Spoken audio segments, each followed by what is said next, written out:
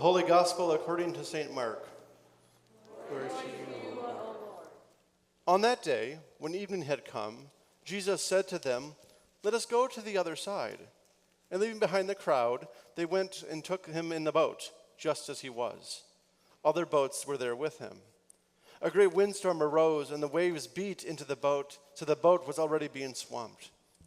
But he was in the stern, asleep on the cushion. And they woke him up and said to him, "Teacher, do you not care that we are perishing?" He woke up and rebuked the wind and said to the sea, "Peace, be still." Then the wind ceased, and there was a dead calm. And he said to them, "Why are you afraid? Have you still no faith?"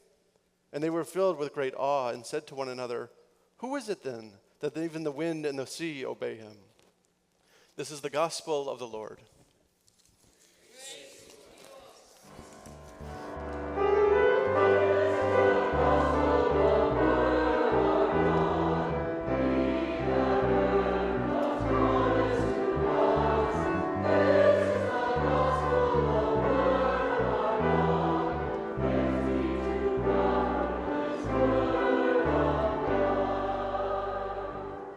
You may be seated.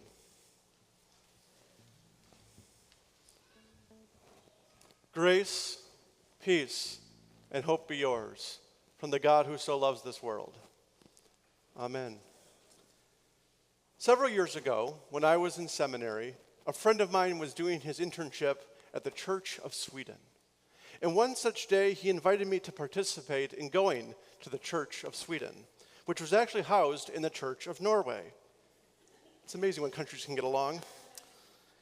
And as we went into the sanctuary, I saw in the middle this giant boat suspended on all sides by wire. I was mesmerized by that boat for about 5 minutes as I looked at each and individual detail. And I wondered, why on earth would someone put a boat in the middle of a sanctuary? So I went up to the priest of the Church of Norway and inquired why on earth a church would put a boat in the middle of its sanctuary. I learned from him then that these ships in the middle of the sanctuary can commemorate the loved ones lost at sea, celebrate safe returns, or symbolize the church refuge from life's storms. In the case of the Church of Norway in San Francisco, it represents the church movement from Norway to the United States. Another thing of note that priest went on was that the word nave, which is the part of the sanctuary right here that we are looking at if you look up, comes from the Latin word navis or navis. Navis, in turn, is best translated to as ship. It's also where we get the word navy from. So if you look up at our sanctuary for a moment with its trusses, it looks like a lot like the hull of an overturned ship. And yes, such a design and name is 100% intentional. However, our gospel for today does not begin in an overturned ship or even in a boat at all. The gospel for today begins with Jesus and his disciples hanging out on the Sea of Galilee, a common occurrence in John and Mark and Luke and Matthew's gospels. And while they were there, Jesus begins to teach those gathered in parables. That would include the parable we heard last week about the mustard seed, but yet the lectionary leaves out the lamp under the bushel basket that also continues on. So for one long, arduous day, Jesus preaches and teaches, but don't worry, you won't be here held all day. However, now evening has come, and Jesus wants to go to the other side of the body of the water. So the disciples, being the good students and experienced fishers, take Jesus, get into the boat, and begin the journey across the sea. We are told that other boats go along for the journey, but the Gospel of Mark does not dwell much on those other boats. And I suspect, likely exhausted from a full day of preaching and teaching and teaching and preaching, Jesus goes to the back of the stern and finds a quiet place to sleep for the night, hoping to get some respite before the full day ahead. However, unbeknownst to everyone, a storm has gathered up on the water in such a way that likely it is listing with each pounding wave as they continue on the water. As the boat rocks and lists and appears to be swamped, the disciples become overwhelmed, and in complete panic wake up Jesus in their distress. "Teacher," they say, "do you not care that we are going to die?" Essentially, get up and do something. So Jesus gets up, likely yawns, and tells the wind and the waves, rather something poetic. "Peace, be still." Jesus then looks at his disciples, who are likely dealing with a shortness of breath, wide eyes, shaking, maybe a little, and asks them, not why are you, ask them, why are you afraid? Not, do not be afraid.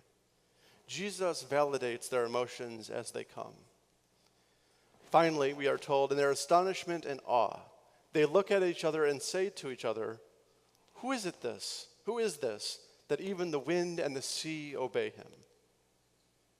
Friends, like so many other congregations, we find ourselves at the edge of a vast body of water, a horizon that remains just out of sight, a future of unknown ripples like waves on that sea. Sure, the water looks calm now, but there's still a chance of rogue waves, powerful wind gusts, and the possibility of unexpected downpour. And it can be so easy to want to remain on the land. Why cross over to the other side? Why challenge ourselves? The land is a comfortable place to be. It is solid, firm, and malleable, while the water is erratic, unpredictable, and temperamental. But the church is not called to business as usual.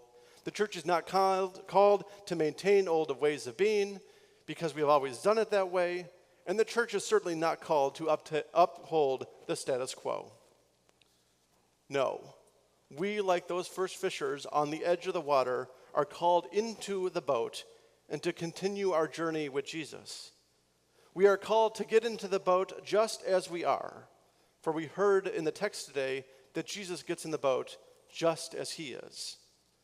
And that will mean bringing our full God-created and loved selves with us. No part of us will be left on that shore. We are called to be the church just as we are. We are called to be the church, the literal hull of the ship, to protect the most vulnerable, to work for the well-being of all, and to dare to cross the potentially challenging and uncertain and unknown waters ahead. It is certain that as we go out on that journey, we will meet a few storms along the way. After all, Jesus does not promise or promote smooth sailing or even easy sailing. We are to remain not idle, but proactive, to work alongside Jesus, not just to go along for the ride across the sea. We are to have faith that God knows what God is doing. And when the faith of others are shaken and their doubts occur, and maybe within ourselves, all of which is normal and okay, we are to support them in their questioning and maybe even dare to question alongside of them. We will, as we journey with Jesus, get moments of peace and joy and celebration. And so often you've heard me say we are to embrace the adventure of God completely and fully, just as we are. Friends, God is actively working in the world and continually asking us to join, again and again, over and over, in new and exciting ways. So let's get into that boat and set sail. I'm not promising as your pastor for smooth waters or a life without storms. I'm promising, though, that God will be with us there the whole entire time, bringing about life and resurrection. A boat in its harbor, after all, is safe. But that's not what boats are built for. God has turned the church on its literal head in the hull of a ship and is calling us to be that hull of the ship once more, to take risks, to venture out, to have faith, to have trust, to not stay put, to not accept the status quo is normal and relevant. We are instead called to go out and go out and go out.